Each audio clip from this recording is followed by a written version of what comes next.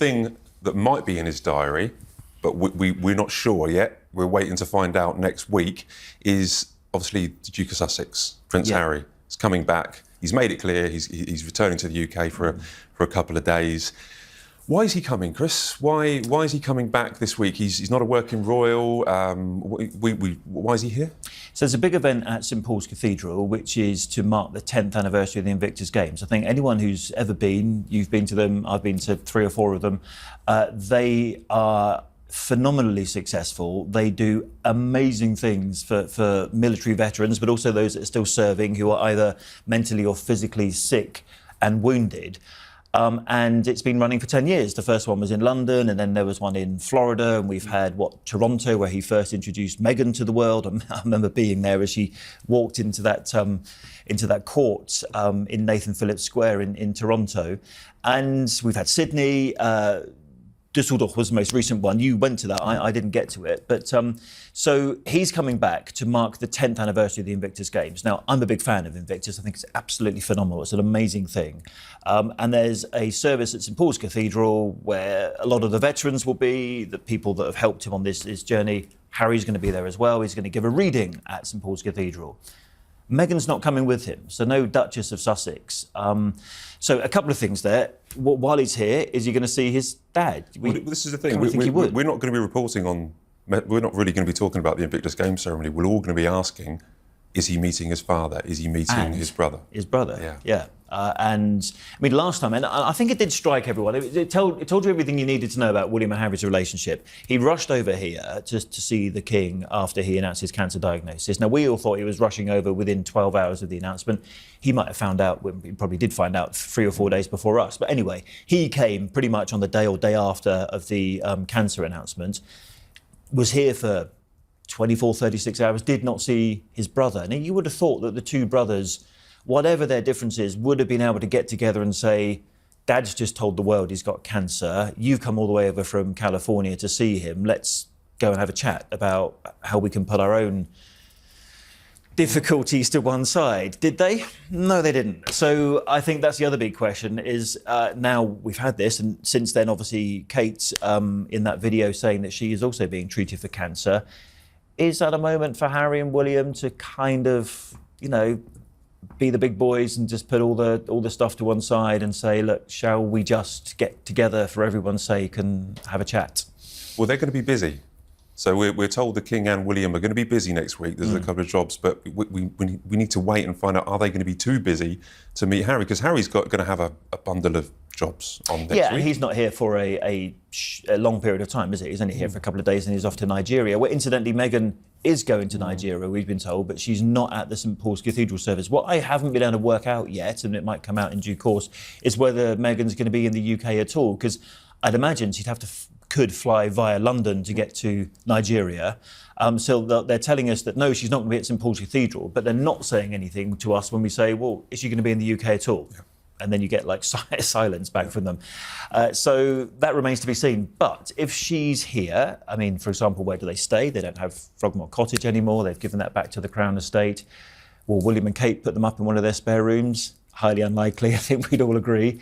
But I think the key point is, I'm sure the King will make time for him. Apparently last time when he came over, the King did have to sort of rearrange his plans. He was going off to Sandringham. He had to sort of delay his helicopter movements and all the rest of it to see Harry, even though it was only for about half an hour. But at least they did get to see each other. Well, last time, my understanding was, obviously, the King had been having a lot of treatment, and so he couldn't be surrounded by lots of strangers or someone that flies 5,000 miles on a crowded aeroplane from another country, you know. So the doctors were like, well, you can't spend all this time with the King. They don't have the excuse this time. I mean, they can say that he's got a busy diary, but the kind of given how many members of the public he met the other day, or even outside, the crowds. Although they're normally people who live on the Windsor estate, aren't they? But the crowds outside the Easter service, he met all of them, so they can't say that about Harry. So clearly, his doctors are happy that his immunity is much better now than it was.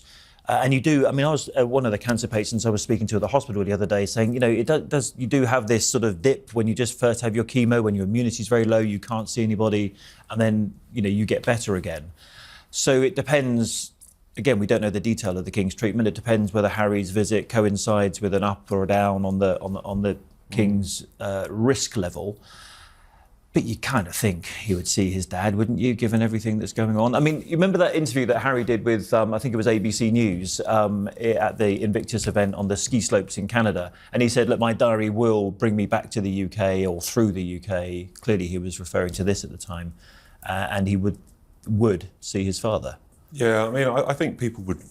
I think Sun readers particularly would like Harry to kind of reconcile with his family, but I think they would maybe expect Harry to apologise or do some kind of, The difficulty is, if you remember last time that they went to St Paul's Cathedral, which was for the late Queen's Platinum Jubilee, they got booed. A lot of people said on Twitter, no, you're making it up, you royal correspondents are, fabricating the story. Absolutely not. We heard the boos for them. We also heard the boos for Boris Johnson at the time as well, who was highly unpopular over Partygate and stuff.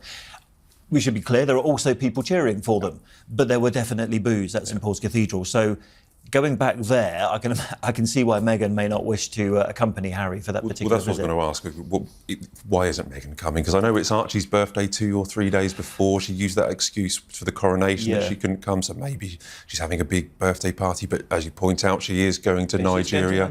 Yeah, exactly. And that probably tells you what you need to know about Meghan's thoughts about the UK and what a terrible time she had when she was here. So. Yeah, I mean, I've said this before that I think she might get booed, but I think that if she does come over, I think the popularity of the pair of them has gone so far south since they've gone to America. Before they went to America, I think people were very sympathetic. The more they've heard their story, people have gradually switched off. But it's easier maybe then for Harry to go see his father, not maybe his brother, but go see his father if Meghan isn't here. Would that be accurate?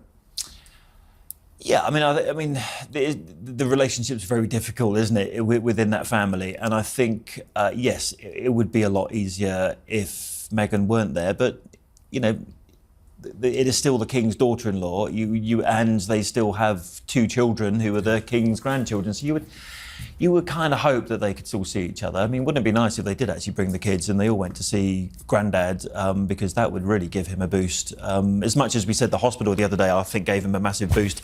And funny enough, the Lord Lieutenant of London, the guy who welcomes the King when he gets out of the car, Sir Ken, he was telling me that he had cancer in 2016, and you get highs and lows, psychological highs and psychological lows, he said, with cancer. And that visit the other day would have given the King a real boost, a real high, which really helps with your treatment.